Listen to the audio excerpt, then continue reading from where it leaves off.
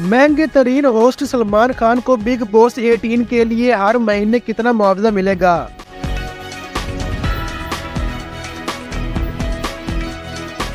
Bollywood superstar न सिर्फ महंगे अदाकार बल्कि अब भारतीय टेलीविजन के महंगे तरीन मेजबान भी बन चुके हैं, जिसके इंकशाफ हाल ही में भारतीय मीडिया ने किया। 5 और 6 अक्टूबर को मकबूल रियलिटी शो बिग बॉस के 18वें सीजन का प्रीमियर हुआ, जिसमें उम्मीदवारों को तारुफ नाजरीन से करवाया गया। इस शो की मेजबानी शुरुआत में अमिताभ बच्चन भी कर चुके हैं, लेकिन सलमान खान ने जब से मेजबानी का आगाज किया तब से इस शो में जैसे जान फूंक दी गई हो।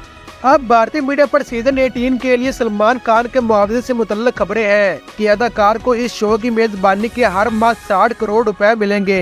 यानी अगर ये सीजन 15 हफ्ते तक चलता है तो सुपरस्टार को तकरीबन 250 करोड़ रुपए मिल सकते हैं। भारतीय मीडिया का बताना है कि सलमान खान का ये मुआवजा फिल्म बाहुबली 2, जवान, लियो, स्त्री 2 और एनिमल के बजट से भी ज्यादा है। 2021 में सलमान खान ने एक किस्त की मेजबानी के लिए 3 करोड़ भारतीय रुपए मुआवजा वसूल किया था।